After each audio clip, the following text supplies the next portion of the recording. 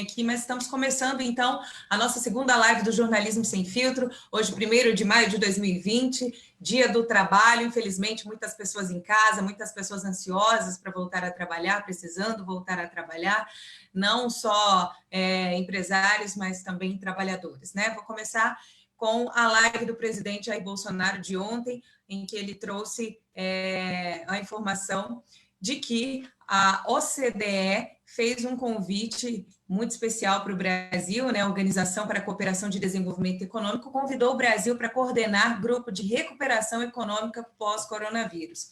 Apesar de ser uma notícia honrosa, o presidente não estava muito animado, né? Porque ele logo em seguida trouxe dados da OIT falando sobre a economia dos informais, né? Os informais que são conhecidos como os invisíveis, são aquelas pessoas que não têm contrato de trabalho, elas vivem efetivamente daquilo que ganham todos os dias, né? Então, a OIT acha que perda, em média, em relação a essas pessoas, vai chegar a 60%, e na África e América Latina, esse número deve chegar a 80%. Ele deu um exemplo prático, né, de uma pessoa que, por exemplo, ganha R$1.000 por mês e essa pessoa passa a ganhar R$200. Ele também demonstrou preocupação em relação à ajuda a essas pessoas, né, que foi especificada ali para 3 meses, R$600, né, 3 parcelas de R$600, ou seja, está chegando ao fim e não há previsão de outras parcelas. Então, ele demonstrou essa preocupação aí, véspera do Dia do Trabalho. Toda essa crise também vem sendo gerada pelo coronavírus, né? Como diz o nosso querido Gil Vicente, o comunavírus, né? A economia do mundo inteiro parou e aí nós estamos sofrendo essa consequência, mas a gente também tem a consequência na área da saúde e, inclusive, nós fizemos um levantamento e chegamos à conclusão de que alguns estados têm mais mortos do que outros estados, né? E esses governadores têm algo em comum, que é o alinhamento político ou não com o presidente Jair Bolsonaro. Queria que você comentasse um pouquinho para a gente, Marcelo Zanotto. Boa tarde. Boa tarde. Não, antes, falando da OIT e tudo mais, o que acontece é o seguinte, como eu estou vendo que essa pandemia no Brasil, primeiro, eu acompanhei todas as informações que vieram da Itália, que meu irmão colheu por 2, 3 meses. No Brasil, ele estaria muito mais brando do que no sentido da quantidade de pessoas que vão ter alguma coisa do que lá fora. Mas o que eu vejo claramente é que tem uma pessoa amarrado, tentando remar para frente e tocar o Brasil, tá certo? Que é quem está tomando as medidas que tem ajudado, como R$600 e tudo mais. Tem alguns governadores tentando governar o seu estado e resolver o problema, querendo salvar as pessoas, como é o caso do Zema. E depois você tem um grupo aí que fez, né, que resolveram falar, vamos aproveitar para derrubar o presidente, esse que é o fato. Então, eu vou dar um número para comparar. Tá? São Paulo é um estado que tem uma das maiores redes privadas competentes de hospitais. Né? São Paulo, acho que estava ontem com cerca de 2.500, 2.700 mortos. Tem 44 milhões de habitantes. Quando você vai para Minas Gerais, e aqui nós temos o Dória acelerando a política, né? O tempo inteiro tentando desmontar o governo, ligou agora para o Paulo Guedes, quer dizer, uma coisa. Aí você vai para o Zema, e ele claramente está tentando o quê? Administrar o estado dele. Minas estava com 80 mortos. Tá? E essa diferença, eu acho que se baseia, porque quem tem vontade de realmente salvar a população, não fica perguntando cadê os testes. Existe um fato que já é sabido mundialmente, que não tem nada a ver com curar ou não. Se você agredir, logo que a pessoa manifesta, você der alguns remédios, que são vários, que funcionam, que deprimam, que agridam a replicação viral logo no começo, a chance dessa pessoa de não ter a forma grave aumenta 10, 20 vezes. Então, o que acontece é que o Ministério da Saúde até autorizou que o médico possa receitar, desde que a família assine, vamos dizer, um protocolo, que estão chamando de protocolos da vida. Aí, quando você vai ver na rede pública, em vários lugares da rede pública, em São Paulo, no SUS, não existe protocolo. Em alguns hospitais, até de qualidade, os médicos reclamam que não podem, que não tem quase que como usar esse tipo de protocolo. De novo, todo esse protocolo, existe uma má-fé danada, a gente ainda tentando fazer pesquisa para ver quando a pessoa parte para a parte infecciosa, se funciona ou não. Sabe, eu vou dizer uma coisa, parece que a gente está na época que inventaram a penicilina e alguns médicos, bom, como não tem teste, vamos fazer o seguinte, a pessoa está com uma pneumonia simples e o outro pulmão ainda está limpinho. A hora que você piorar, eu vou te dar a penicilina, o cara morre de sepsis. É o que está acontecendo. Então, a gente vê um esforço danado para ficar testando a hidroxicloroquina para pessoas já avançadas. O primeiro país que descobriu, a China já sabia, porque eu tenho um amigo que trabalha na Polícia Civil e ele acompanha cargas. Ele disse que em janeiro o chinês falou para ele que ele transportava cargas aqui, de que estava acontecendo lá uma gripe, uma pneumonia, e que remédio de malária, zitromicina e zinco, para ele dar para a família dele se pegasse. É engraçado como o industrial o chinês fala um negócio desse em janeiro, mas tudo bem. Na Itália, eles pegaram e, com várias tentativas, começaram a ver que tinha alguma melhora nas pessoas graves com a azitromicina e a hidroxicloroquina. E aí, o que eles fizeram? Começaram a dar só para as pessoas graves. Continuou morrendo todo mundo. Até o momento que eles falaram, vamos tentar dar um pouco mais para trás, mais para trás, mais para trás. Hoje, eles estão dando de graça em farmácia, se a pessoa passar mal. E as pessoas que morrem lá, a maioria, são pessoas que já estão para morrer há 1, 2 meses penduradas lá atrás. E o Brasil está repetindo tudo isso. E eu vejo que tem muito um discurso ideológico, porque o problema é o seguinte, eu pergunto para todas essas pessoas das associações médicas e médicos que questionam a hidroxicloroquina. Bom, meu irmão ele coordenou a Rede Zika, aqui em São Paulo, 800 profissionais. Por que na Zika ninguém questionou usar? E por que agora estão questionando? Porque chamaram de remédio do Bolsonaro? Não é remédio do Bolsonaro, é remédio da vida. Então, a gente sempre pondo a ideologia na frente. Então, eu pergunto assim, claramente, vou fazer uma afirmação. O ministro Alexandre de Moraes deu o direito de São Paulo não pagar uma dívida da União de 7 bilhões por mês durante 6 meses. Perfeito. Esse dinheiro vai para o Caixa Geral do Estado de São Paulo. E é por causa do Covid. Então, o que eu entendo é o seguinte, São Paulo tem autonomia para fazer, mas o Ministério Público Federal tem todo o direito de investigar qualquer atitude do governo do Estado de São Paulo. Porque se o dinheiro entrou, contaminou. Depois eu quero até que o Gil fale sobre isso, entendeu? Mas o número é absurdo. A diferença é absurda. Está dando 10 para 1. Pegando a população. Tem 10 pessoas morrendo no que eu chamo estados ideológicos e que estão tomando uma postura ideológica para cada um que está morrendo por população. Já está descontado. Vou dar o último número. São Paulo, 44 milhões, tem 2.500 mortos. Minas Gerais, 21 milhões de habitantes, tem 80, 100 mortos. Não precisa falar mais nada, né? Entendi. Agora é a gente. Ô, Gil, eu queria que você comentasse aí essa farra com dinheiro público, né? Porque além dessa falta aí de cuidado que os estados estão tendo, né? A divergência, você vê a discrepância de número entre esses estados ideológicos, como disse bem o Zanotto, há essa farra do dinheiro público, né? Porque quanto mais esses estados gastam, mais tem mortos. Como que você justifica isso, né? Bom, primeiramente, esses estados estão fazendo uma farra, né? O que ocorre é isso. Já existem dados que estão sendo apurados, mas que hoje correspondem a quase 5 a 6 vezes o que foi gasto, por exemplo, na Copa do Mundo. Então, se nós somarmos a Copa do Mundo com as Olimpíadas, é exatamente a farra que está acontecendo hoje no Brasil. Para você ter uma ideia, a notícia de hoje, né? A bomba do Rio de Janeiro, né? Tinha que vir do Rio também, né? Infelizmente, né? Sou carioca de coração, mas infelizmente o Rio dá esses exemplos. O que ocorre? Santa Catarina gastou 33 milhões na compra de respiradores de uma casa de massagem do Rio de Janeiro, vê se pode. Então, ou seja, o puteiro de Nilópolis é onde hoje está tendo um fornecimento de respiradores para Santa Catarina. Eu respiradores humanos? Tanto respirador, né? Deve ser pela faixa de idade dos velhinhos que frequentam lá. Mas aí o que ocorre com isso? Hoje nós temos uma tempestade perfeita no Brasil de farra de dinheiro público.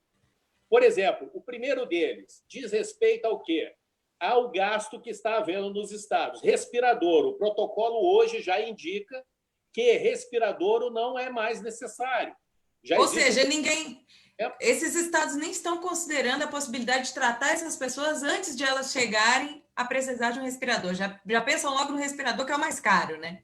É o mais caro? Por exemplo, eu comecei a acompanhar a cotação de respiradores aqui no Rio de Janeiro. Teve uma semana que ele começou sendo vendido a $18 mil e terminou a semana sendo vendido a quase $50 mil. Um respirador que aí as universidades brasileiras estão produzindo com menos de R$10 mil por mês. Então, o que ocorre? E outra coisa, o teste rápido do Covid, por exemplo, teste rápido começou a ser negociado a $10 entregue no Brasil, ou seja, R$50 cada kit. Hoje já está sendo comercializado a quase R$200 o kit. Uhum. Então, o que ocorre? Dinheiro público federal vai ser investigado pelo Ministério Público Federal. Então, o que ocorreu aí em São Paulo, que o Zanotto muito bem está trazendo. O Ministério Público Federal tem a ação, por quê? Porque é dinheiro público federal. E ele vai investigar os estados que estão recebendo dinheiro e estão fazendo essa farra com dinheiro público. Ô Gil, o Ministério Público Federal, a gente sabe que ele aciona, ele funciona quando ele é provocado. Quem é que está fazendo essa provocação? Quem vai fazer essa provocação para que o Ministério Público... Inclusive, ele pode se autoprovocar também, porque o que ocorre é o seguinte, você hoje tem nos jornais estampados aí para todo lado, né? Exatamente essa farra pública, um dinheiro público que está ocorrendo. Veja, por exemplo, como foi feito aqui no Rio de Janeiro, na região serrana, quando teve aquele problema das chuvas, né? Passou as chuvas, o Ministério Público entrou e muitos prefeitos foram presos. Então, o que vai ocorrer, com certeza, governadores serão presos. Se não perderem o mandato antes, porque já existe, daqui a pouco o Zé Roberto vai falar sobre isso, os processos que já estão em andamento dando impeachment nos governadores estaduais. Mas veja bem, Andréia, então um lado é o gasto exorbitante de dinheiro / protocolo que não está sendo cumprido para salvar essas pessoas.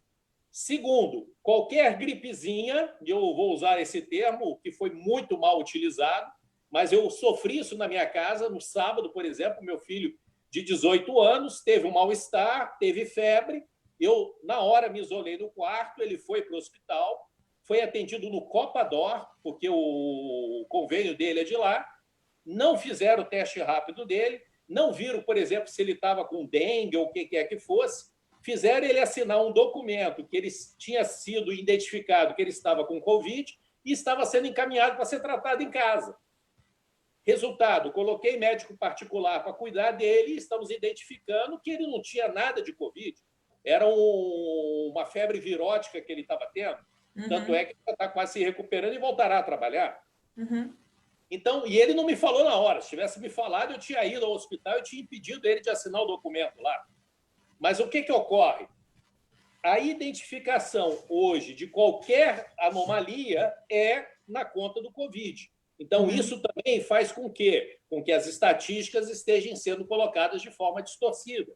Sim. No caso do seu filho, ele entrou na estatística dos contaminados com a Covid-19, né? Mas a gente vê muitas denúncias. Ontem mesmo eu vi a denúncia de uma família aqui no Distrito Federal, em que o parente estava há 2 anos com câncer no pulmão, estava com diversos problemas, a família disse que não tinha nenhum sintoma da Covid, colocaram como Covid, e eles estavam desesperados, tentando enterrar, se despedir do seu parente. Então, assim, é mais uma pessoa que entra na estatística. Então, esses números a gente não pode ter certeza se foram mais de 5 mil pessoas. A gente não está desmerecendo, né? Exatamente. E o que vai acontecer agora? A Anvisa, essa semana, autorizou que as farmácias poderão fazer o exame na própria farmácia. Né? Também já tem um teste que já começa a ser comercializado na próxima semana, onde qualquer pessoa pode fazer o teste também na própria casa. Então, com isso daí, nós vamos ter um equilíbrio, digamos, nessas estatísticas que hoje estão sendo apresentadas. Uhum. Então, resumindo aí a minha participação nesse primeiro momento, nós precisamos que o Ministério Público Federal, já de pronto, com tudo que está sendo divulgado, entre em ação, e aí envolve Polícia Federal, todos os órgãos, né, de fiscalização do governo, para que eles atuem efetivamente com o poder de polícia para impedir isso. Um dos hospitais aqui da prefeitura, por exemplo, que inaugurou hoje, era para ter inaugurado com mais de 100 leitos. Só tem 20 leitos lá sendo disponibilizados. Então, o que ocorre?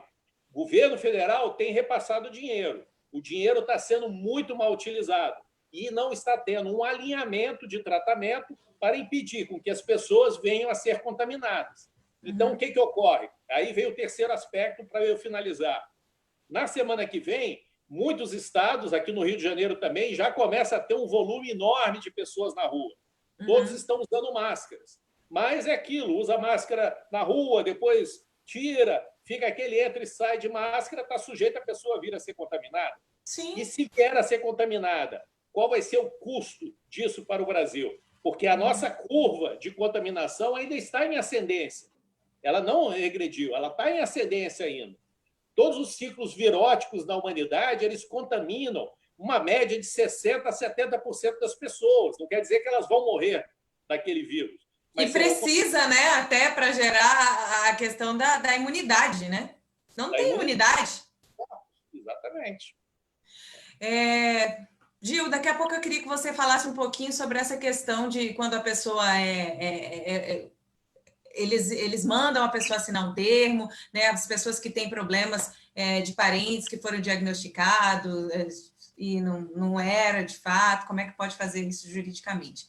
Eu queria ouvir agora o Zé Roberto Azambuja em relação à questão política, né, Zé? Porque as pessoas estão vendo o governo investindo, dinheiro entrando, os números subindo e os números de mortes aumentando, e o povo já está se revoltando já contra alguns governadores, não é isso? É isso mesmo, Andréia. Boa tarde a todos. O que nós estamos vendo já tinha sido anunciado, é uma tragédia anunciada há muito tempo. Governadores tomaram medidas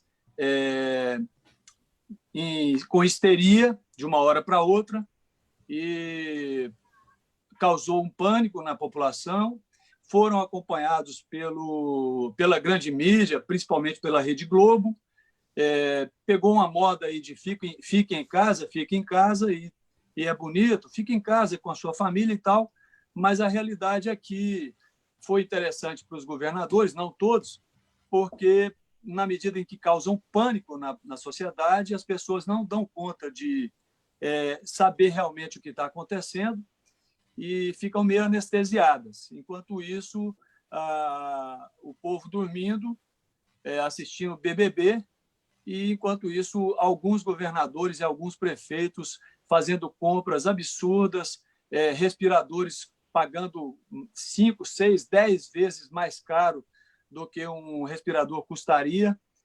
Tanto é que, por exemplo, em Minas Gerais, o governador comprou alguns respiradores e, comparando o preço do que o governador de Minas Gerais pagou, muito mais barato do que governadores do Pará, de São Paulo, de Santa Catarina e outros lugares.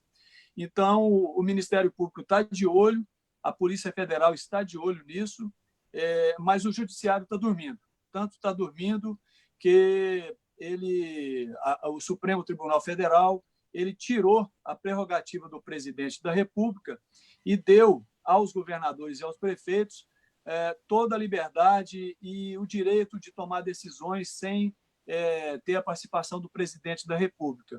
Com isso, por um lado, eles tiraram do presidente da República a responsabilidade sobre o que virá a acontecer e, judicialmente, o Supremo tomou para si essa responsabilidade quando ele deu a responsabilidade aos governadores. Então, o que a sociedade brasileira espera agora é que o Poder Judiciário tome as providências contra esses governadores e esses prefeitos que, na verdade, são assaltantes do dinheiro público.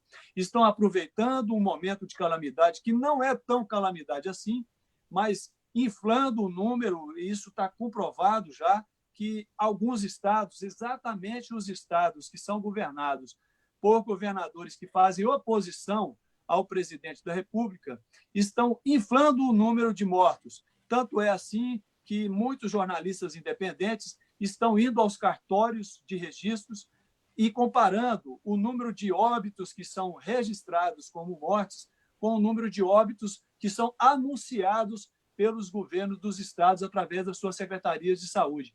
E o número é diferente, não bate. O número de mortos registrados em cartório é menor do que o número de óbitos registrados por alguns governadores e, por coincidência, por acaso, como se houvesse acaso nesse mundo, exatamente os governadores que fazem oposição ao governo de Jair Bolsonaro. Então, o presidente da República fica de mãos atadas, sem poder tomar nenhuma providência para mudar esse quadro, porque o Supremo não deixa.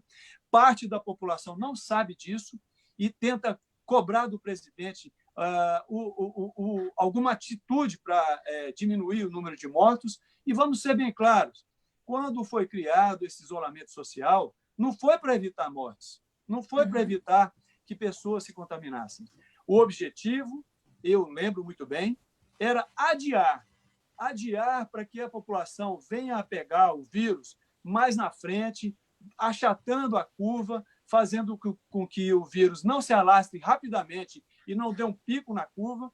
Para quê? Para que os governadores e prefeitos possam organizar a sua rede hospitalar, preparar hospitais de campanha, para que, se acontecer um surto, os hospitais, a rede hospitalar não fique colapsada, não chegue a um colapso. O que aconteceu? Aqui em Brasília, na semana passada, existe um hospital de referência reservado para atendimento de casos suspeitos de coronavírus.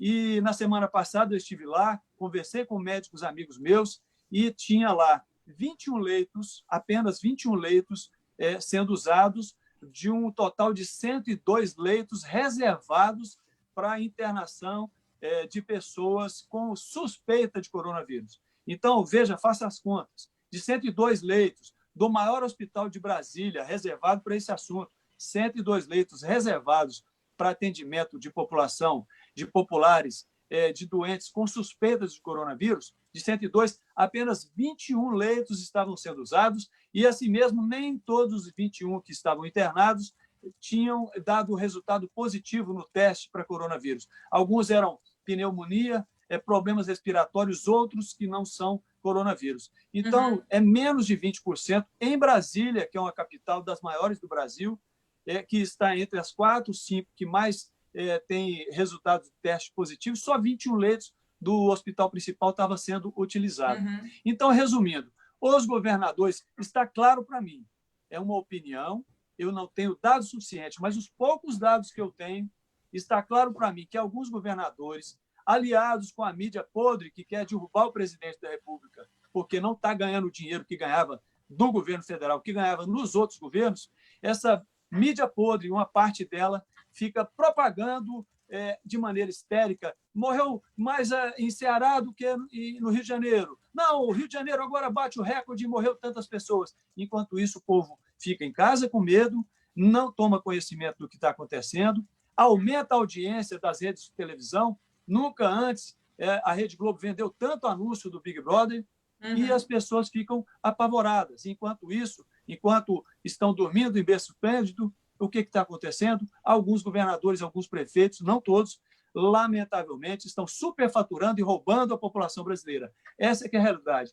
E a realidade também é que o Supremo é o grande responsável por isso, porque não deixou o presidente da República agir no momento certo. Ele que tinha 18 dias antes de ter sido realizado o Carnaval, ele tinha enviado ao Congresso Nacional um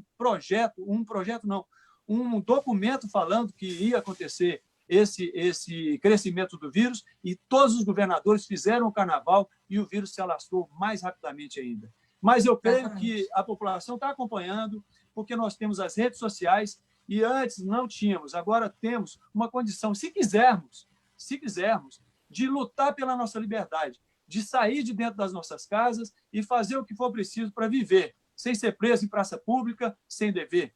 A justiça soltou bandidos e está prendendo populares. Isso não é normal, isso não é o que nós queremos para o Brasil. Exatamente. Bem, além de todas essas denúncias, desses números que a gente tem acesso, eu não sei se vocês acompanharam também algumas fotos encaminhadas por pessoas comuns nas redes sociais, denúncias de caixões sendo enterrados em cemitérios, e eu fiquei bem curiosa, porque assim, um caixão não é uma coisa leve, né? Eu nunca carreguei um caixão, mas eu vejo uma certa dificuldade. Eu vi uma foto em que haviam 2 pessoas segurando um caixão e uma delas segurava com 4 dedos. Falei, gente, esse caixão está vazio, ou então essa pessoa é um super-homem, o cara sem nenhum esforço. Então, assim, a gente sabe que tem muita coisa acontecendo aí e nós esperamos que seja revelada um dia, né? E que, infelizmente, a população brasileira vai ter que colocar aquela faixinha de trouxa na testa, como sempre. Paulo, quer falar alguma coisa? Boa tarde, André. Boa tarde, Boa tarde. Zé. Boa tarde, Marcelo. Boa tarde, Gil. Boa tarde a todos que estão assistindo essa live. O ministro Delfim Neto, que foi ministro do João Figueiredo, ele deu uma entrevista semana passada e ele falou que não perdoa a imprudência política do João Dória. Quer dizer, o João Dória, ele só olha para ele. Por quê? Porque ele está usando a arrogância, a impetulância, né, de querer derrubar o governo, de querer fazer essa afronta ao governo, escondendo a realidade, a própria realidade. E ele acrescentou que isso é um oportunismo político, porque ele está pensando não hoje, ele não está pensando no Brasil hoje, ele está pensando no Brasil de amanhã, em 2022, porque ele quer botar a faixa. Mas eu acho que a verdade vai vir à tona e vai mostrar quem ele é. E as pessoas já estão começando a se revoltar contra ele, contra o Wilson e contra outros que estão fazendo isso. Então, ele diz assim, em vez deles ajudar, né, a preservar vidas, eles estão promovendo os mais mortos, porque não estão olhando para as pessoas, estão olhando para si próprios. É isso que eu tenho a falar. Tá bom, muito obrigada, Paulo. Bem, tudo chega aonde? Chega no comunavírus, né? A gente tem notícia aqui de um jornalista investigativo argentino que denunciou agora a interferência do Sérgio Moro. A Argentina estava próxima de diminuir o isolamento social e voltar a uma certa normalidade para tentar salvar o que resta, né, da economia. E aí, de repente, entra o Jorge Soros, Marcelo Zanotto. Que história é essa? Não, é o seguinte, você vê, por exemplo, a influência que ele tem. No Brasil, por exemplo, se você acompanha a tal da CPI da fake news, tem as mesmas vontades que ele está tendo lá na briga dele com o Zuckerberg lá fora. Mas o que esse jornalista investigativo coloca, Norris, é o seguinte, que teria tido uma ligação, né, do Jorge Soros para o presidente da Argentina, dizendo o seguinte, que ele poderia conseguir até 20 bilhões de dólares nessas instituições internacionais para a Argentina, desde que o presidente argentino esticasse ao máximo o país todo fechado. Quer dizer, quebrar o país. E, além disso, ele falou que gostaria que ele ajudasse a desestabilizar vamos dizer, o governo Bolsonaro. Tá certo? Então, esse tipo de influência, por isso que ele tem, você vê, a mídia, a grande mídia brasileira, como a grande mídia do Ocidente, ela é toda ligada numa coisa que seria o que muitos chamam de Project Syndicate, que, na verdade, é o seguinte, os jornais podem dar qualquer informação, mas a opinião ela é mais ou menos controlada. Isso é um fato real, se você reparar nos jornais pelo mundo, você vai reparar uma coisa muito semelhante de tempos e pautas e tudo mais. Então, ninguém fala disso. Mas a interferência é brutal. Aí a gente chega aqui no Brasil. Eu, como falei, eu sempre adorei o Sérgio Moro. Tomei o primeiro susto quando ele indicou a Ilona Zabor, que é uma conhecida globalista, é uma ativista do Jorge Soros, para um governo, vamos dizer, patriota, recém-empossado. E ali o pessoal gritou e os apoiadores, e o Bolsonaro vetou. Eu falei, puxa, o Moro talvez não tenha ainda conhecimento político. E agora acontece isso com o Moro. Agora eu fico já me perguntando se ele não seria um novo projeto de Fernando Henrique, quer dizer, um cara para ser candidato pelo centro-esquerda para ficar fazendo. Com relação ao que ele falou, só uma coisinha que eu queria dizer sobre só respondendo ao Paulo, sobre a questão do Dória querer ser presidente. Acho que ele não quer mais ser presidente, porque como o governador de São Paulo vai ser presidente, ele não vai ter voto em São Paulo. Eles estão com um projeto no forno para aumentar o pós-morte de 4% para 8%. E como ele tem a Assembleia, é capaz de aprovar agora. Então, realmente, aí você vê que acelera, né? O Estado passa a ter interesse nas mortes. Como é que pode querer aumentar o imposto pós-morte de 4% para 8%? Tem um projeto escondido aí, já foi denunciado por várias pessoas. Daqui a pouco some o projeto, mas se não tem, estão testando para ver o que acontece. E também muito bom para conter o Covid, você está fazendo, que foi suspenso pela Justiça, compra de radares de velocidade. Está entendendo? Então, eu estou esperando ansiosamente.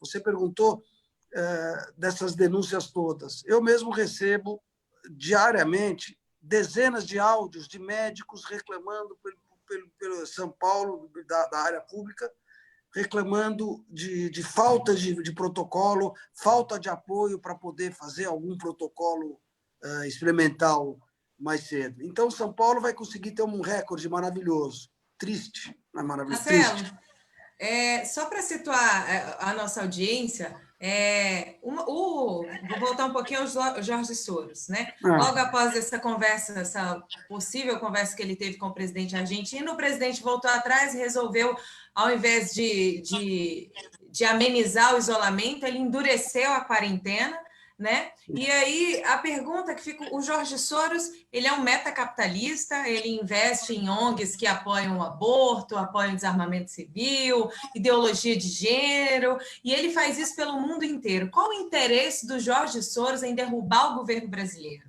Não, o problema é o seguinte, o Jorge Soros, ele na verdade, ele é chamado de o grande dealer desses embora ele tenha uma fortuna de 30 bilhões, que ele passou 24 para a ONG dele, Open Society, ele é o grande dealer, ele é o grande cara que faz a operação na frente pelos globalistas. Globalistas tem vários, né? Bilionários. E por isso que ele é o mais agressivo, ele que aparece mais. Ele tem vários países que estão investigando, ele já tem pedido de prisão agora, acho que saiu na Rússia, tem problema na Filipinas sério, está com investigação na Inglaterra, em Israel, sempre por estar manipulando. E na verdade, ele é um agente que faz. O interesse deles é o seguinte, é uma tentativa maluca, que muita gente fala, né, teoria da conspiração, de você ter um governo via ONU, um governo central, um socialismo no mundo sem democracia, com 40, 50 grupos girando a economia, que é o metacapitalismo, que você já vê hoje, por exemplo, na própria China, que é uma ditadura, mas você tem, do Partido Comunista, mas você tem esse capitalismo lá, que, no fundo, quem manda é só o controlado totalmente pelo Partido Comunista, entendeu?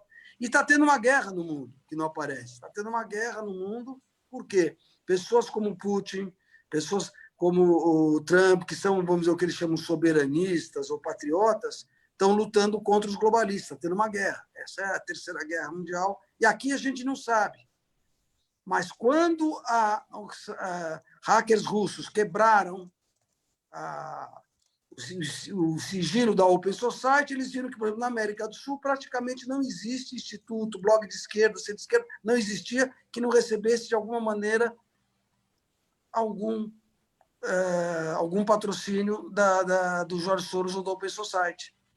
E mesmo eu acho que os políticos ditos de centro-direita, vários deles são ligados a ele direta ou indiretamente, entendeu? Para você ver a influência. Entendi. O parlamento, só uma coisa muito importante é o seguinte, as pessoas não sabem como começou o Brecht, mas uma das coisas que levou o começo do movimento do Brecht foi exatamente quando eles quebraram e viram que 40% dos parlamentares do mercado comum, do euro, na Bélgica, do pessoal do Parlamento Europeu, tinham, de alguma maneira, algum tipo de financiamento do seu Jorge Soros. Então, são pessoas que se tornam mais poderosas que os Estados. Entendi. Aí deu uma revolta.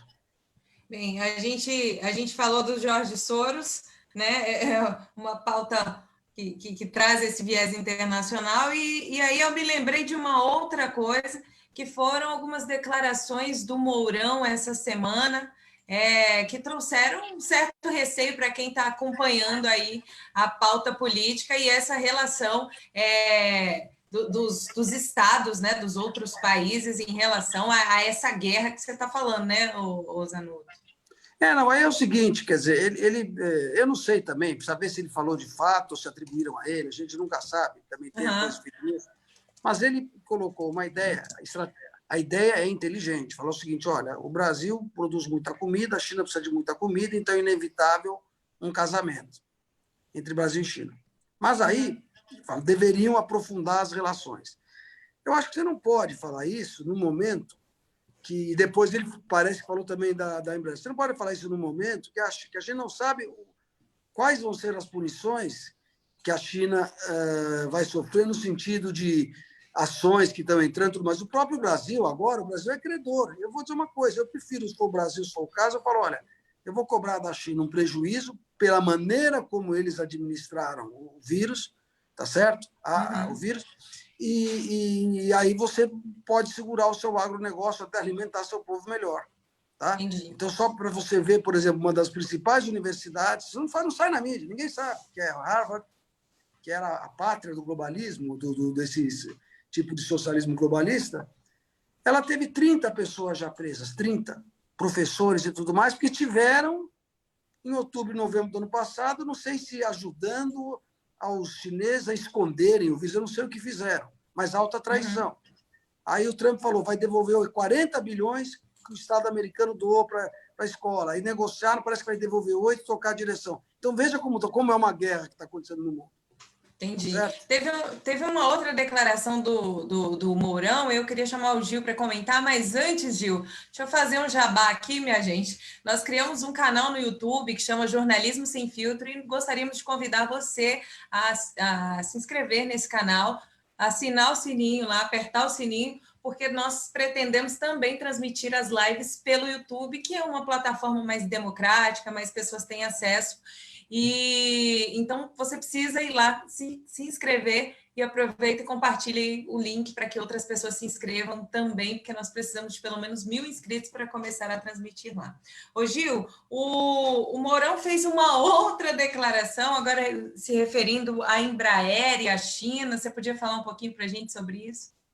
Então, vamos colocar as coisas nos devidos lugares, né? A China não é aliada do Brasil, né? Ela tem com o Brasil uma agenda comercial. Agora, aliado não é. E eu digo, por exemplo, o sentido aliado, que são as grandes pautas que são debatidas, digamos, num conjunto, num plano internacional mais amplo, né? Vocês vejam, por exemplo, a China ela tem feito investimentos pesados, por exemplo, na África. Ela tem feito investimento pesado agora aqui na América do Sul, na América Central, né? E esses investimentos é exatamente o quê? Hoje é uma guerra, né, de informação, principalmente, e, na sequência, econômica. Esse é que é o fato, porque já é histórico no mundo todo.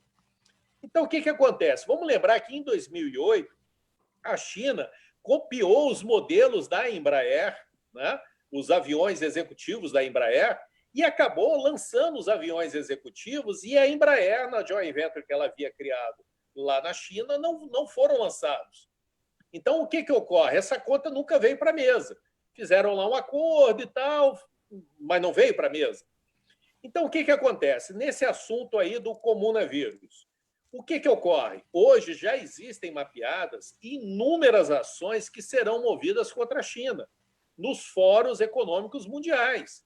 Você tem a OCDE e outra coisa, existem ações, inclusive, que estão sendo preparadas na Corte Internacional de Justiça contra o Partido Comunista Chinês, que não divulgou as informações a tempo para que os países pudessem se preparar.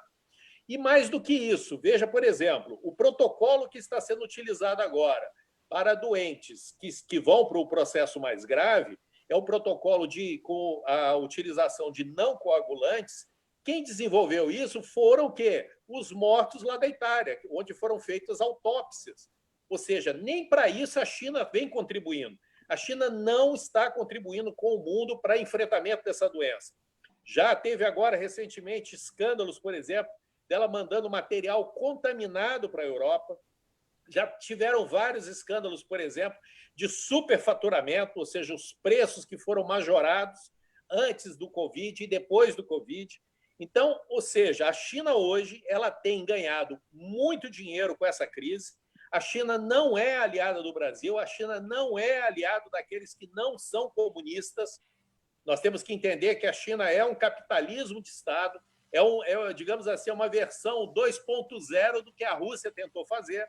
A Rússia tentou, né, a União Soviética tentou implantar o comunismo, né, naquele comunismo raiz, digamos assim. A China não, a China pegou o que ela tinha de melhor nos Estados Unidos, copiou, fez um modelo deles, que é um modelo de absoluto controle, onde corporações são favorecidas, então eles agem com corporações que estão querendo conquistar o mundo economicamente. E muita corrupção, né? Hoje nós temos em São Paulo, por exemplo, a maior fonte de acesso do capital chinês no Brasil.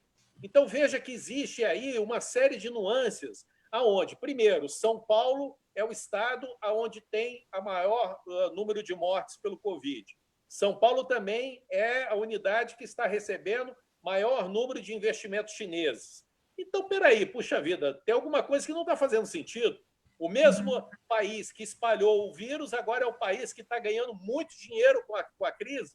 Então, a China não é aliado. Nós temos que acabar com esse assunto. Hoje, se nós temos nessa geopolítica internacional, é fazer o que o Brasil tem feito, né? É se aliar aos Estados Unidos para que, nesse momento, nós venhamos a ter um bloco econômico forte, para que nós venhamos a ter, digamos assim, uma política estruturada de Estado forte, né? E parar de falar bobagem. Nosso Brasil tem que virar a chave de parar de falar bobagem na política, porque a campanha política já acabou, e nós temos que partir para a ação, para os números, para corrigir o problema da saúde, para denunciar os estados que estão roubando, né? Existem ações, existem mecanismos hoje no Palácio do Planalto, e daqui a pouco nós vamos entrar na pauta do Palácio do Planalto, que podem ser utilizados juridicamente para o enfrentamento disso daí. Precisa de uma articulação interna de governo, mas não é agora esse momento que nós vamos falar daqui a pouco, né? Exatamente. Vamos falar, então, sobre a manifestação dos policiais federais. A FENAPEF se manifestou em favor do Ramagem, né? De que o Ramagem assuma, José Roberto Azambuja. E aí, o presidente falou que vai insistir, né, na nomeação do Ramagem na Polícia Federal. Muitas pessoas estão se perguntando por que o governo quer, o presidente quer tanto o Ramagem. E eu faço a pergunta de volta: por que a esquerda, né, representada aí pelo PTB, que entrou com essa ação para que ele não fosse nomeado, por que não quer o Ramagem, se ele tem um currículo tão espetacular, né, um cara competente, é um profissional de carreira, né, porque ele conhece o presidente? Pois é, a esquerda, através do PDT, do partido do Ciro Gomes, PDT, Partido Democrático Trabalhista, entrou com esta ação pedindo a suspensão da nomeação. E o ministro Alexandre de Moraes, que por acaso é xará do Ramagem, né? O Ramagem também chama-se Alexandre Ramagem, o ministro Alexandre de Moraes suspendeu o ato que já tinha sido publicado no Diário Oficial pelo presidente da República, nomeando o Alexandre Ramagem para a Diretoria-Geral da Polícia Federal. É um procedimento que eu vejo que o Alexandre de Moraes, o ministro do Supremo Tribunal Federal que atendeu, fez esse pedido, ele está errado, e eu vou explicar por quê. Você não pode, de maneira nenhuma, barrar uma ação, por mais que você desconfie que está errada, e é esse o argumento do PDT. O PDT disse que está errado, que o presidente da República não pode nomear o Alexandre Ramagem, que é um delegado de carreira da Polícia Federal, para ser o diretor-geral, porque ele é amigo do presidente da República e o ministro Sérgio Moro saiu do governo atirando, falando que o presidente da República estava querendo interferir no trabalho da Polícia Federal. Uma coisa é alguém, mesmo sendo um ministro, um ex-aliado, que é o Sérgio Moro, falar uma coisa, e outra coisa é a coisa acontecer. Então, nenhum juiz pode prever. Será que o Alexandre de Moraes, o ministro do Supremo, tem uma bola de cristal e sabe o que vai acontecer? O que é o certo do ponto de vista da Constituição Federal? Todos são inocentes até que prove o contrário. Então, o fato do presidente ser amigo, também não é tão amigo assim, viu, André? Porque ele conheceu o Ramagem em 2018, logo após a campanha presidencial, em que ele ficou sabendo que aquele delegado era o destacado para cuidar da segurança pessoal dele. Como ele ficou satisfeito com o trabalho, ele nomeou o Ramagem para ser o diretor da ABIN, diretor-geral da ABIN, Agência Brasileira de Inteligência, e lá o Ramagem permanece desde então, desde 1º de janeiro do ano passado. E ele gosta do trabalho do Ramagem, o Bolsonaro, e quer nomeá-lo para a diretoria-geral da ABIN. E digamos que eles sejam amigos ou conhecidos, isso não é fator determinante para impedir a nomeação.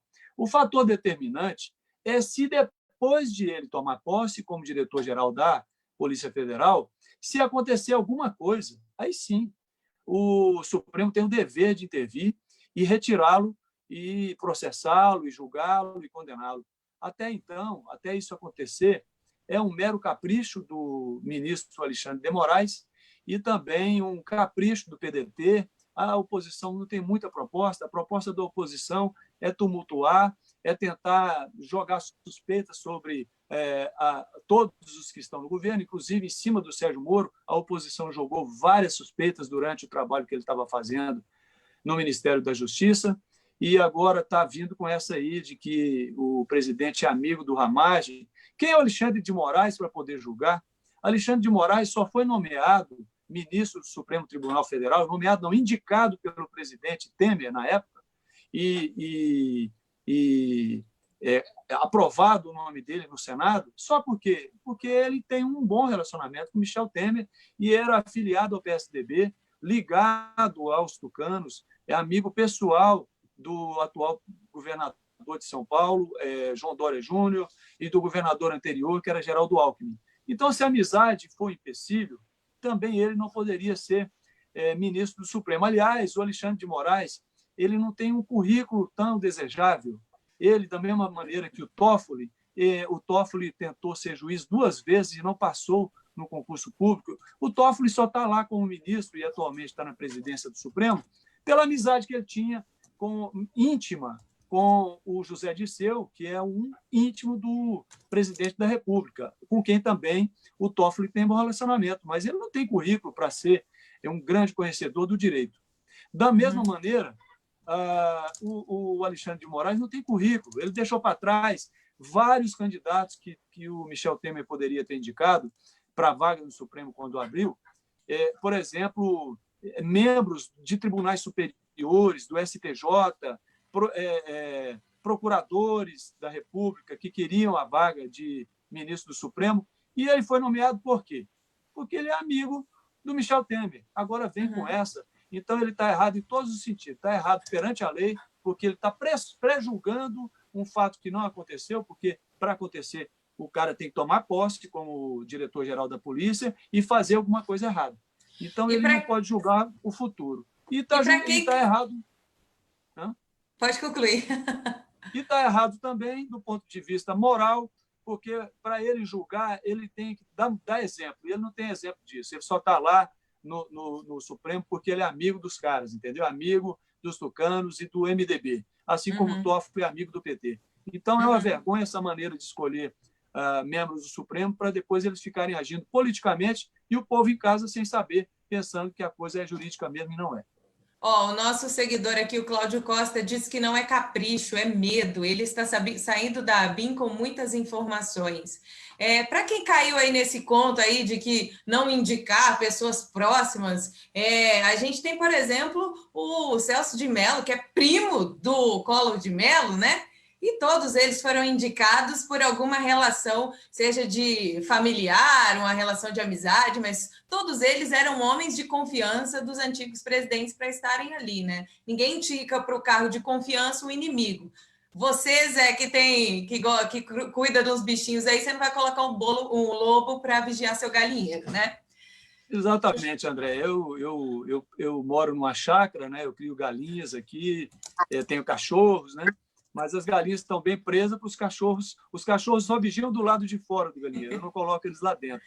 Certíssimo. E existe uma desconfiança forte aqui em Brasília de que eles têm medo desse Ramagem, porque ele ficou lá na ABIN durante 1 ano e 5 meses, já está há 15 meses na ABIN, a Agência Brasileira de Inteligência. Para quem não sabe, a Agência Brasileira de Inteligência são os espiões, né? São agentes de inteligência que levantam informações e não passam para a Polícia Federal, a não ser que haja uma necessidade. Então, tem muitas informações que o presidente da República tem, e os militares também, porque a ABIN ela está dentro do organograma ligado à Casa Civil, ao Gabinete de Relações Institucionais e Casa Civil. Enquanto que a Polícia Federal, no organograma do governo, está hierarquicamente sob o Ministério da Justiça. São 2 polícias, porque a ABIN também não deixa de ser polícia, mas a ABIN é mais investigativa, enquanto que a Polícia Federal ela investiga e prende.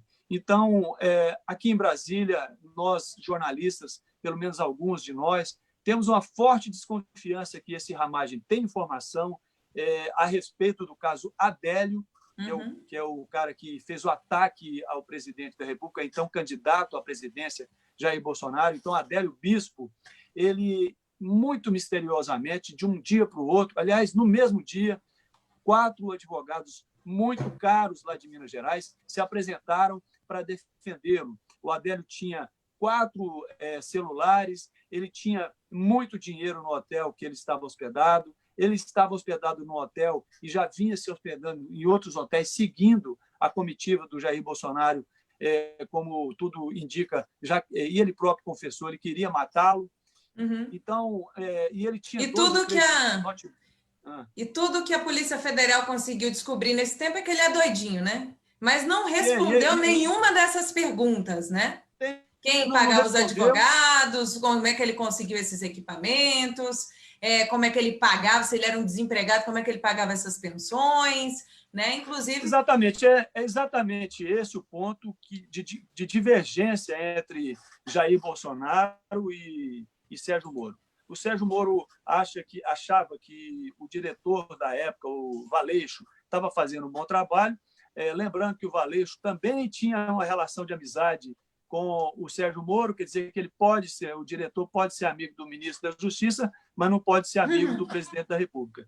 E o Valeixo achou que estava tudo normal, e o presidente diz que tem informações segundo as quais o Adélio Bispo não agiu sozinho, tinha alguém por trás, bancando as viagens, ele era uma pessoa de poucos recursos, não tinha emprego, não tinha uma família rica para dar dinheiro para ele, e ele viajava de avião, ele tinha 2 ou 3 notebooks, ele tinha vários celulares, ele tinha mala de dinheiro, ele apareceu esses 4 advogados caros aí para defendê-lo, esses advogados brincam com a justiça, não querem informar quem está pagando eles para defendê-lo, mentiram, disseram primeiramente que ia fazer isso de coração pelos direitos humanos, depois reconheceram que ganharam R$5.000 para defendê-lo. Quem deu esses R$5.000 eles não dizem, e o presidente da República quer saber disso. Aliás, a sociedade brasileira precisa saber quem pagou Adélio, quem estava por trás, quem colocou o nome dele aqui na Câmara dos Deputados em Brasília, no mesmo dia em que ele estava lá em Minas Gerais tentando assassinar o candidato. Enfim, se fosse um candidato da esquerda, se tivesse esfaqueado Ciro Gomes ou o Haddad, esse Brasil, a esquerda viria ia querer derrubar tudo pela arma, tomar o poder, etc. E tal. Então, a esquerda, lamentavelmente, ela tem dois julgamentos, dois pesos e duas medidas. Quando é alguém deles, pode tudo. Quando é alguém da direita, aí não, está tudo bem, vamos direitos humanos, e não pode ser assim. Bola para frente, né? Eu estou achando que o pleno do Supremo está formando uma opinião diferente da do Alexandre. Até a semana passada, até o início da semana, quando o Alexandre de Moraes, o ministro, tomou essa medida, havia, sim, entre os ministros do Supremo, um pensamento de que o presidente estaria abusando das suas prerrogativas por causa da bomba que representou, naquele momento, o susto que representou a saída do Moro do governo. Mas de sexta-feira para hoje, já passaram 7 dias, a poeira vai assentando, os ânimos vão ficando menos exaltados, e acredito eu que talvez na semana que vem possa acontecer alguma novidade.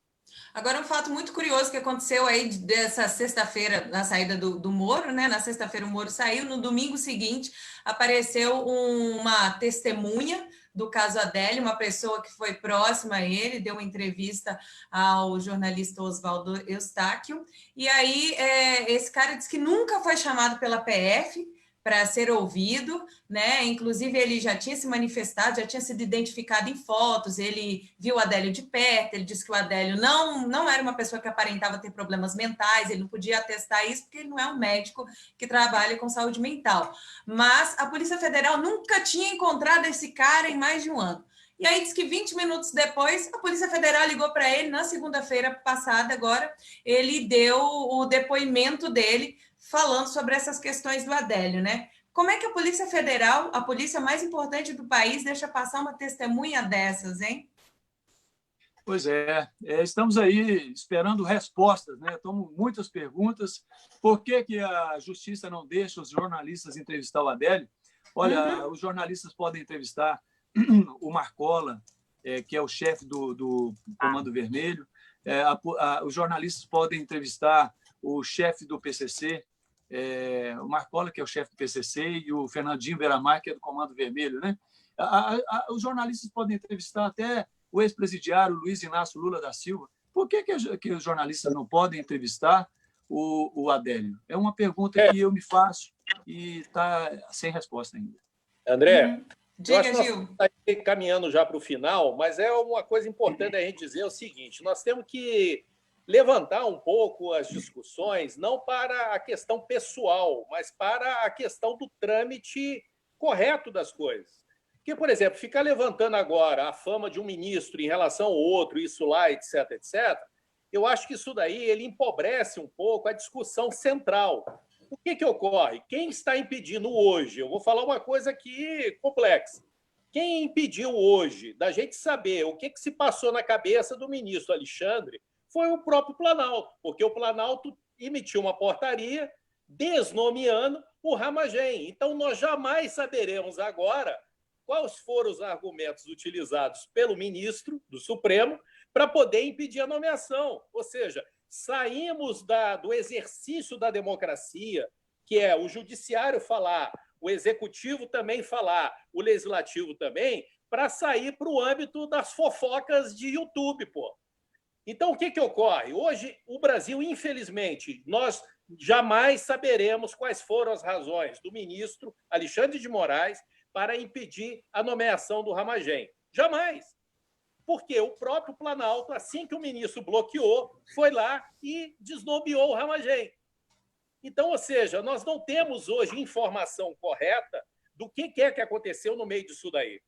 E eu acho que esses pessoalismos que o Brasil tem mania de fazer, isso daí empobrece o nosso amadurecimento político. Ou seja, se esse processo tivesse seguido adiante, se a Advocacia Geral da União tivesse entrado no processo, né, trazido isso a público para saber o que de fato ocorreu, as sessões do STF elas são públicas. Nós poderíamos estar acompanhando para saber quais eram as razões. Então, eu acho que nós estamos perdendo oportunidades no Brasil de discutir as coisas em profundidade. E só perdemos por quê? Porque sai do processo legislativo ou judiciário correto que deveria seguir e entra para o YouTube. Ou seja, começamos a as grandes pautas nacionais em cima de fofoca e achismo, pô. A gente fez essa análise em relação aqui o posicionamento pessoal, digamos assim, como você colocou, baseado na própria decisão do ministro, né? Do que foi dito. Nós não podemos. Eu entendo o que você quer dizer sobre que houve coisas no meio do caminho, até porque no dia seguinte, como você disse, né, o Planalto desnomeou, mas no dia seguinte o Bolsonaro veio e disse que houve quase que uma ruptura institucional, né, entre as instituições por conta disso. Então, assim, a gente não pode basear naquilo que a gente não sabe, a gente pode basear naquilo que a gente tem. O que a gente tem de concreto é a decisão dele. O presidente ele está colocando uma coisa que não ocorreu, não houve ruptura. Não, ele disse que quase houve uma ruptura institucional, né? Quase. Não, acontece que o presidente fica induzindo as pessoas a uma coisa que não aconteceu. O judiciário entrou e agiu dentro da competência constitucional deles. Se é certo ou se é errado, o processo vai ter que ser julgado. Agora, a gente não pode, com base numa ação que foi tomada dentro da Constituição, porque o Alexandre de Moraes, eu não sou a favor dele, mas eu sou advogado, eu tenho que respeitar o processo judicial. O Alexandre de Moraes ele agiu constitucionalmente. Se é certo ou errado, eu não vou entrar no mérito agora, porque eu nem tive acesso aos autos. Então, ou seja, o que não pode, e é isso, infelizmente, que a pauta brasileira está acontecendo, ela vai sendo empobrecida. É esse que é o valor principal que eu estou aqui trazendo. Nós não podemos empobrecer a pauta nacional de relacionamento das instituições, seja do judiciário, seja do legislativo, do executivo, seja com os governadores, para esse papo furado, eu considero papo furado, ficar levantando moral das pessoas.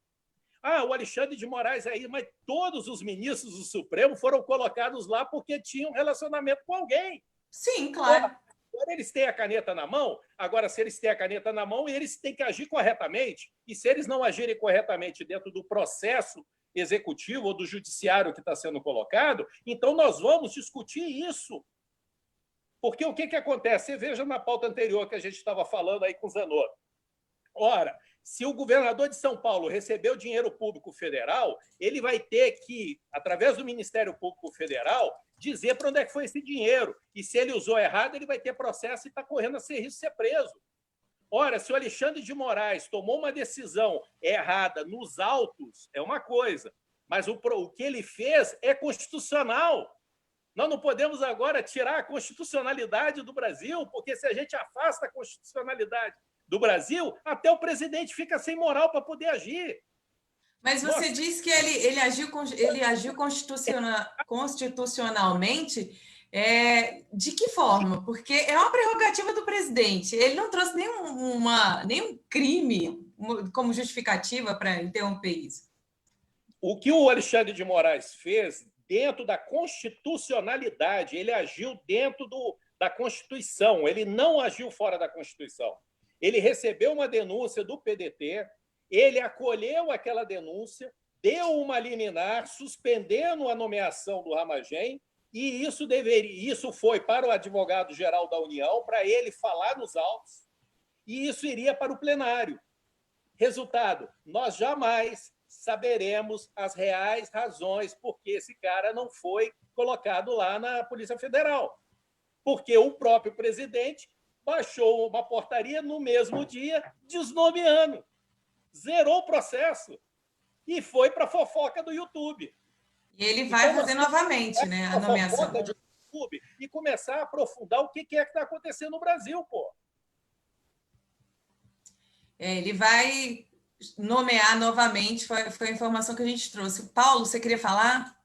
Eu quero acrescentar uma coisa. Eu discordo um pouco do meu colega Gil. Vamos esclarecer. O mergulhador, que é a única testemunha viva, é o mesmo que está na foto ao lado do Adélio em uma manifestação dos caminhoneiros em Santa Catarina. E por trás tinha duas mulheres. E o mergulhador falou numa live que o Adélio ele conversava normalmente, que de doido ele não tinha nada. De doido ele não tinha nada, inclusive pessoas entregando celulares na mão dele. E ele ficou sem entender o motivo daquela entrega de celular. Então, no outro dia, a TV Globo estampou essa foto nos seus jornais, inclusive acusando o mergulhador de estar com conluio com Adélio, certo? Então ele ficou com medo. Perguntou, mas por que a Globo está soltando minha foto? Qual o motivo? Porque ele não teve nada. Ele não teve nenhum envolvimento com a Adélio, apenas ele estava sentado do lado e tirou uma foto, inclusive o Adélio estava com a camisa vermelha. Então ele se escondeu com medo. Por quê? A dona da pensão morreu misteriosamente.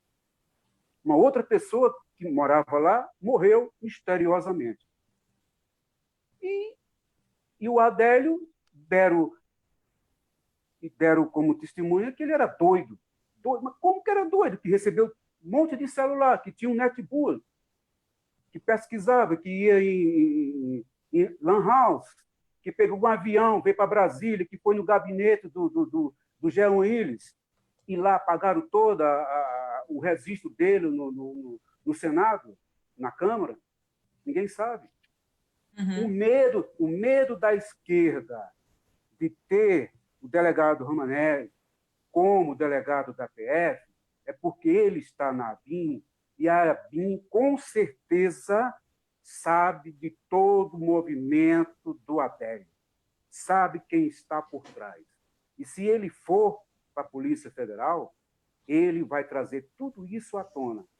O ministro Alexandre de Moraes, como eu falei na live passada, ele rasgou a Constituição, sim.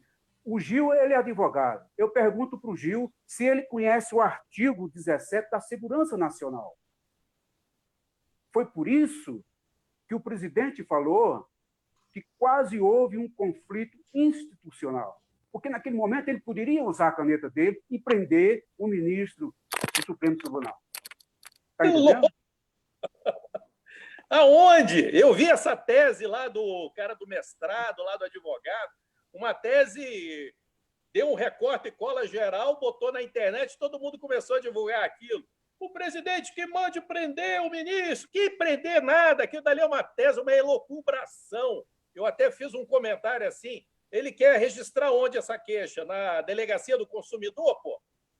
Então, tem que parar com essas alucinações que circulam pela internet, fofocas virtuais, joga a pauta para cima do YouTube, esse negócio do Adélio aí. Pô, se o Adélio tirou foto aqui ou acolá, cadê o processo? Isso tem que ser julgado. Isso tem que ir na Polícia Federal. Então, exatamente. O nosso questionamento é por que a Polícia Federal não chamou o cara? Exatamente. Por que não chamou em um ano? Chamou quase 300 testemunhas e o cara... Não encontraram o cara? A justificativa foi essa. Pois é. Olha só. Vamos por partes desse processo. O presidente Bolsonaro assumiu a presidência da República. Ele é o comandante, não supremo, hein? Ah, mas o presidente manda e desmanda. Não é assim. O sistema presidencialismo não funciona assim. Aqui no Brasil ainda tem... É lá na Venezuela, é lá no... Ou seja, o presidente democraticamente eleito, de repente, deu uma virada na cabeça dele, ele acha que ele é o ditador do pedaço, mas não é. Não é. Eu discordo. Presidencialista, onde o presidente ele tem que responder, sim, perante os demais poderes da República. Ele tem que responder perante a Justiça, ele tem que responder perante o Legislativo, ele tem que saber negociar. Você acha errado o presidente cobrar? Você acha errado o presidente cobrar que se descubra quem tentou matar ele? Porque assim, as perguntas que ficaram pelo caminho, elas não foram respondidas pela Polícia Federal. Ninguém fica satisfeito só com... O presidente tem que fazer isso, só que o presidente dá um atestado de incompetência quando ele quer fazer isso dentro do YouTube, nas redes sociais. Pô, ele está dando um atestado de incompetência técnica, que ele não consegue operar nem a Polícia Federal, pô. A Polícia Federal que traga a resposta em relação ao Adélio, porque é ela que é a responsável por isso. Agora, pois é, não trouxe. Não consegue. Como o presidente Não trouxe. fazer? Zé Roberto se movimentou aqui. Você queria falar, Zé? Só um minuto. Ué, eu estava achando tão legal o Paulo falando aí, o Gil não sabe esperar. Ô, Gil, é isso aí que é o problema da esquerda, entendeu? Ela é dona da verdade, você está provando isso. Deixa o nosso amigo Paulo falar um pouco. Vai, Paulo, continua. Ontem foi publicada uma foto no Instagram. Eu pesquisei a fonte, inclusive até mandei para vocês, e talvez seja até uma fake news. Mas, por um lado, me alertou e me preocupou, porque a foto era o seguinte: tinha uma foto do Adélio ao lado e tinha uma pessoa dentro de uma ambulância, dizendo: Adélio está com Covid-19. Agora, já imaginou, diante desse redemoinho que está acontecendo, que Adélio é a fonte principal, a testemunha principal do fato de ter esfaqueado o Bolsonaro? Será que a esquerda não está manipulando isso, aproveitando esse momento do coronavírus e inventar que o Adélio está com coronavírus e sumir com o corpo? Porque ninguém sabe quem está sendo enterrado, como está sendo enterrado, se tem alguém ali dentro de caixão, como você frisou anteriormente, que alguém estava pegando com as 4 mãos. De repente some com essa pessoa, e aí? Quer dizer, acaba tudo. Isso é o meu receio. Ok. Tá certo, então. Zé, você queria completar? Então, só um detalhe importante. Eu concordo com o Gil na parte que ele fala que o presidente da República deve satisfação dos seus atos. Mas eu vejo que todos nós brasileiros temos esse dever de dar satisfação dos nossos atos, principalmente quando somos servidores públicos. Não é o meu caso, e acredito que não é o caso de nenhum de nós aqui nessa live. É o caso do presidente, como frisou o Gil, mas é o caso também do senhor Alexandre de Moraes. Então, quando a gente pessoaliza um assunto, eu não vejo nada demais, porque ele recebe do nosso salário, do nosso dinheiro.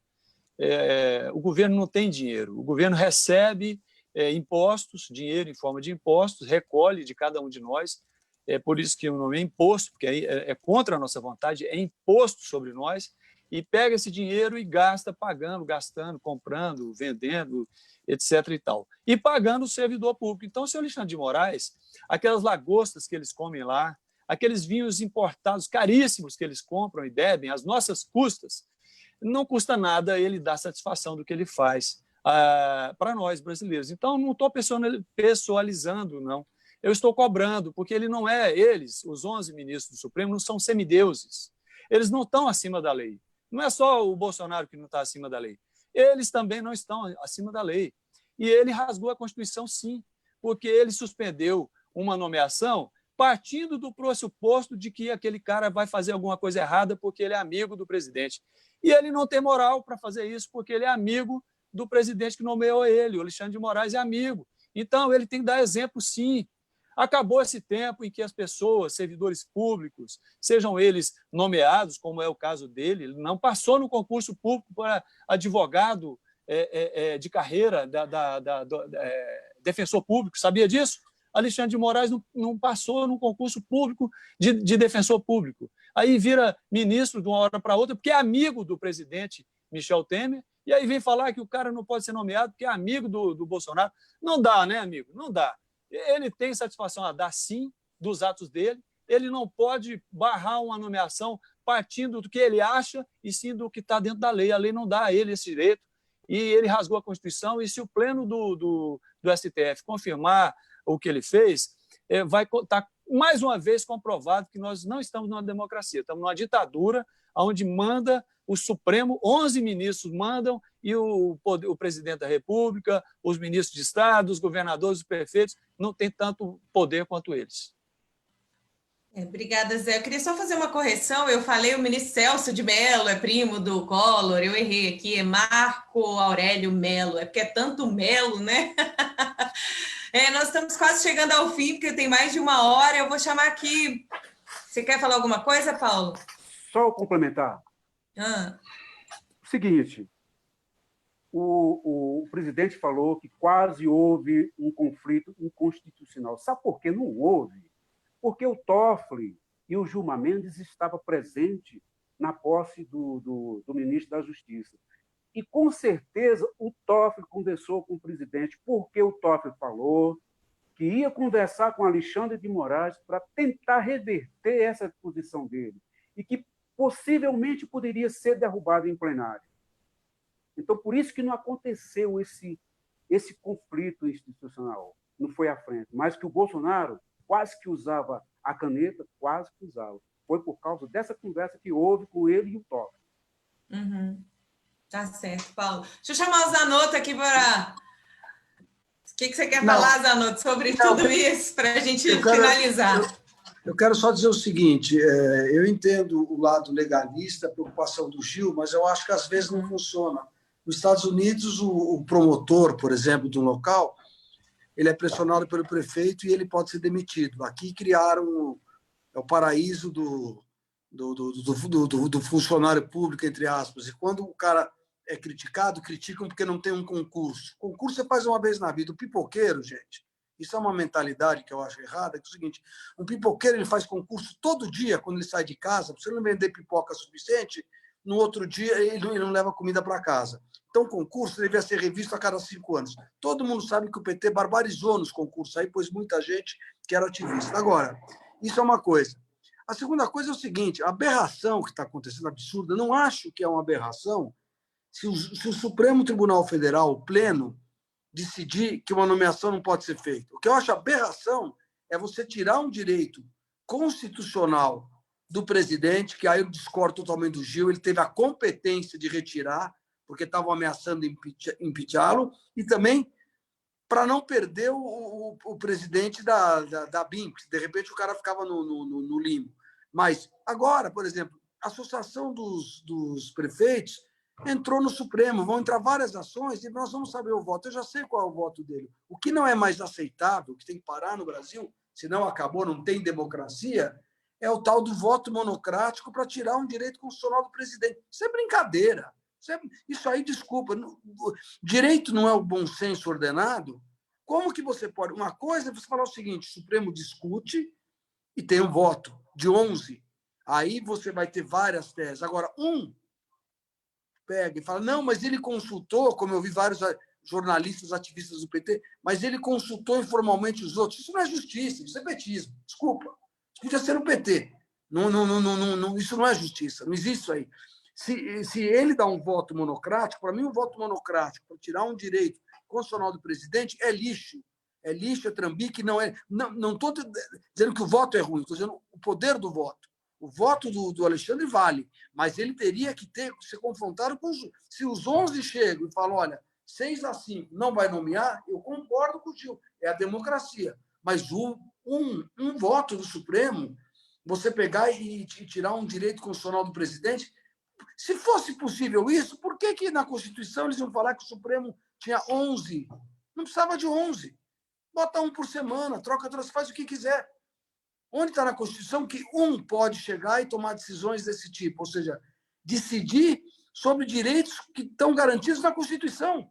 Então, agora pode mudar, não basta mais o ativismo, não basta mais 6-5 querer, embora o país seja conservador, querer impor aborto, querer impor ideologia de gênero. Agora não, agora vem É isso que eu questiono e não aceito. Isso eu não aceito como cidadão. Não aceito e ninguém aceita. E aí é para ir na rede social sem fazer bagunça. Não dá para aceitar um voto. O voto tem que ser respeitado, concordo. O voto do Alexandre, seja qual for, ele está lá para dar o voto dele.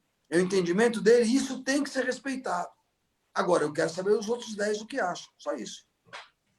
Tá certo. Obrigado, Marcelo Zanotto. Cadê o Gil para nós? Vamos lá, Gil, vamos nos despedirmos?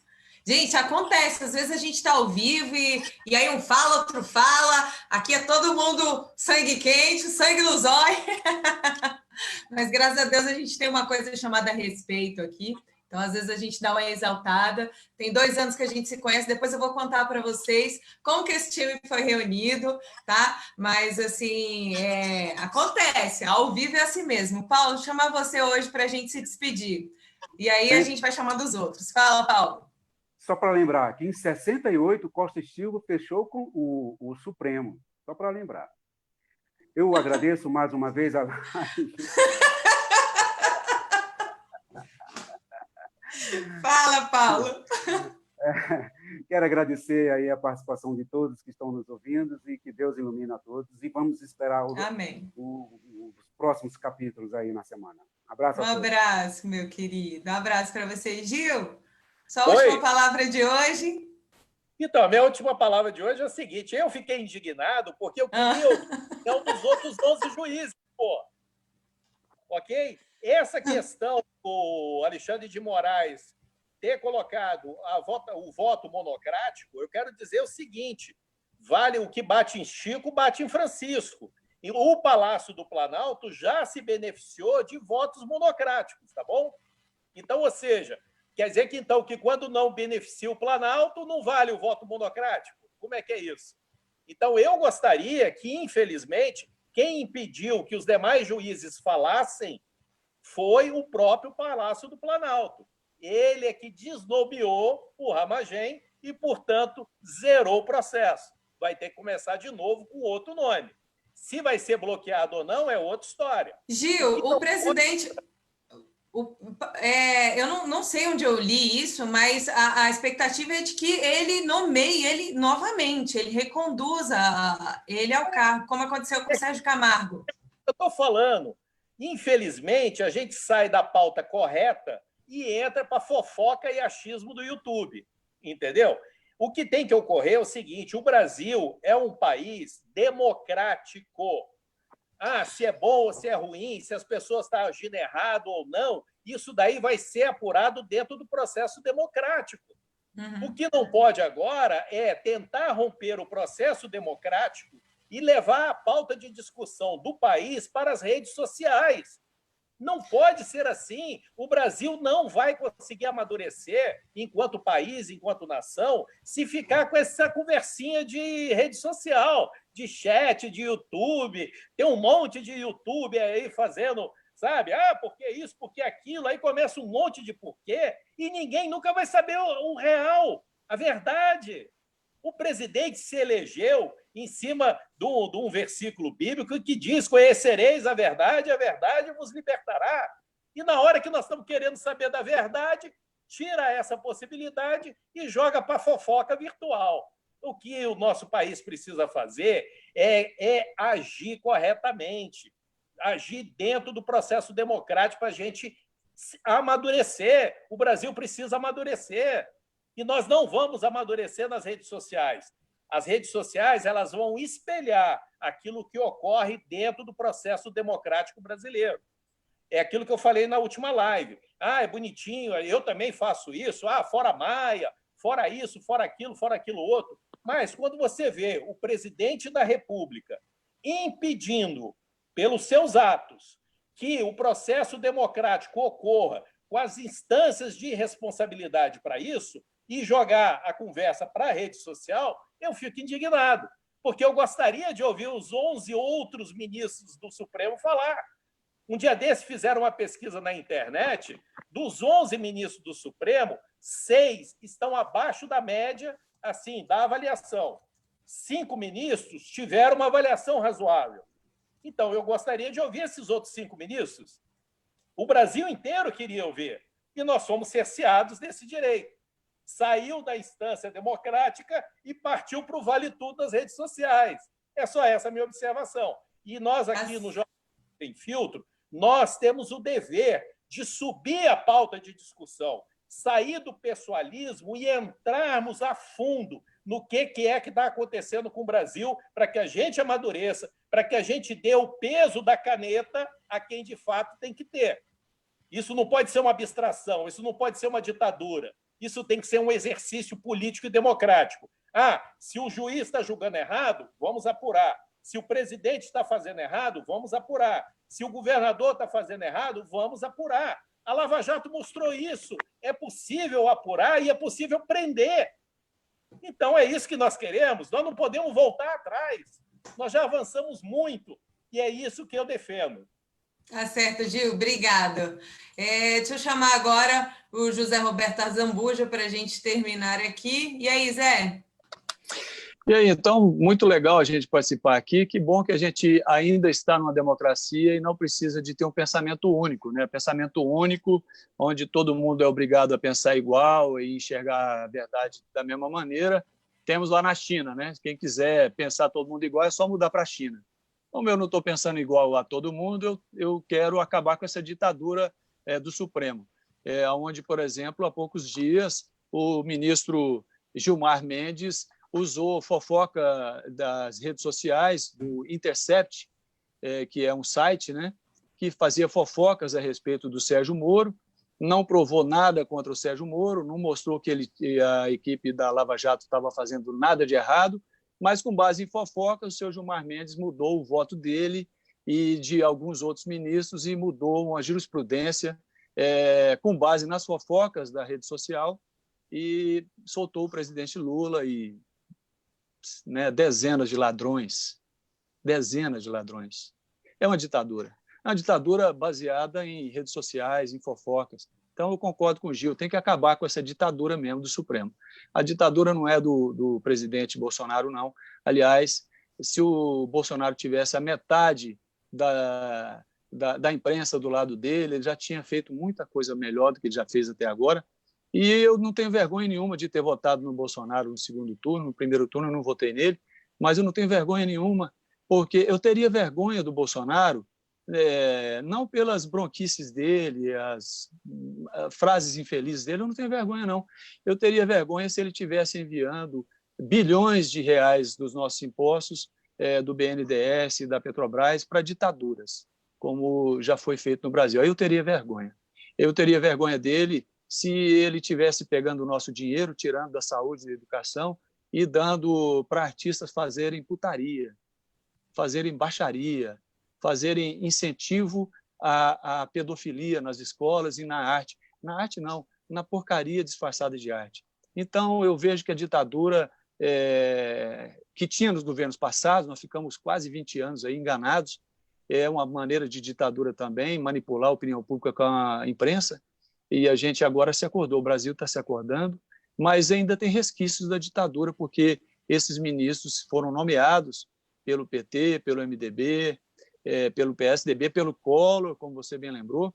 E só corrigindo uma coisa, o Alexandre de Moraes, aquele servidor público que foi nomeado pelo Michel Temer para ser um membro do Supremo, ele tomou bomba num concurso público para professor titular da USP. Eu tinha falado que era para advogado público, não, defensoria pública não. Ele tentou ser, em 2004, ele tentou ser professor titular da USP, só tinha uma vaga, e ele perdeu para quem? Para o Lewandowski, que hoje colega. Hoje, foi colega de professor lá na USP, agora estão colegas lá naquela ditadura de toga lá, disfarçada de poder judiciário, que é de justiça mesmo, de um tempo para cá não tem tido muita, não. Então é isso, uma alegria a gente poder dialogar, debater os assuntos importantes. Tenho certeza que muita gente que está assistindo concorda com o Gil, e muita gente que está assistindo concorda comigo, e também tem muita gente que não concorda com nenhum dos dois, e assim, isso sim é democracia. Então, viva a democracia, ainda é o melhor regime do planeta, né? Deus me livre de China, de vírus chinês, comuna chinesa, esse negócio tudo aí, Deus me livre. Então, alegria, até a próxima, viu? Um abraço, Zé. Marcelo Zanotto. Não, eu só queria lembrar que se não fossem as redes sociais, a gente nem existiria como grupo, certo? Eu acho que a velha Nova República, o que a gente viu sempre foram conchavos e conchavos desse tipo. Eu acho que o Supremo tem que ser respeitado, tem importância, mas ele precisa, em questões gravíssimas como essa, para uma nomeação, ele teria que ter jamais voto de um só. Não, isso aí é um absurdo, porque quer dizer, que democracia é essa que uma pessoa indicada por um presidente porque, por exemplo, o Temer, quando indicou, estava indicou. Aí, porque investigam, né? Eu vi aí, porque diz que tem investigação. Investigação não quer dizer nada. Investigação sabe de quem quiser. A lei mesmo não prevê. A lei não fala que tem que ter trânsito em julgado para prender. Então, o que é investigação? Nada. Então, eu achei a decisão errada e muitos grupos estão entrando com ações do pessoal da Associação de Prefeitos e tal para rever essa decisão. Eu acho que o Bolsonaro não estragou nada, não concordo nada com o Gil. Ele tirou rapidamente, primeiro, porque se ele mantivesse, ele corria o risco de impeachment, né? Porque ele não está acatando. Mas ele também tinha um problema, que o cara era o chefe da BIM. E se ele mantém a nomeação, era capaz do cara perder até a BIM e depois não deixarem voltar. E eu acho que o único que respeita a Constituição nesse país é o presidente, o único, lá em Brasília, dos tops, é o único que está respeitando a ele, é o único. Embora goste de redes sociais, foi eleito por elas e elas eram para ficar. Se bem que já começou, já pelo PT, do Camilo, já fez uma lei contra a fake news, né? Já fez a primeira lei contra a fake news, e aí rende começa. Rende uma outra live só sobre isso. Enquanto tiver, nós vamos usar as redes sociais, sim, vamos fazer ativismo, porque faz 7 anos que eu sou também ativista e eu acho que é muito importante. É o jeito de tentar salvar o Brasil. Tá certo. Obrigado, Marcelo Zanotto. Eu queria usar uma frase do Churchill para a gente finalizar aqui: a democracia é a pior forma de governo, com exceção de todas as demais, né? Então, eu vejo que as redes sociais, assim como o Zé e o Zanotto disseram, as redes sociais são muitíssimo importantes, sem elas nós não estaríamos aqui. Eu vejo, sim, o lado negativo das redes sociais, assim como o Gil, em muitos pontos, vejo muita coisa sendo propagada de maneira errada, mas a democracia é isso, né? A democracia você defende, inclusive, as pessoas com quem você não concorda, inclusive os idiotas, né? Porque se você priva hoje os idiotas de falarem, amanhã vão privar você, né? Então, democracia é isso. Cada quem expor a sua opinião. Nós somos pessoas aqui que temos um ponto de convergência, que é o conservadorismo. Somos pessoas apaixonadas por esse país. Vou citar um outro autor, que é o Chesterton, né, que ele diz que você precisa amar o seu país a ponto de mudá-lo, né, e odiá-lo a ponto de não aceitar do jeito que ele é. Então, é isso que nós somos, jornalismo sem filtro, apaixonados e bravos com esse país, e gostaríamos de continuar contando com a sua audiência. Não esqueça de se inscrever no nosso canal no YouTube, Jornalismo Sem Filtro. Vai lá, se inscreva, clica no sininho, e em breve a gente vai estar transmitindo por lá também. Desculpem passar o horário, mas aqui todo mundo fala mais que eu, né? Mentira, eu sou a linguaruda aqui. Mas obrigada pela companhia. Fique com Deus, um ótimo final de semana, e semana que vem estaremos de volta, se Deus quiser. Beijo!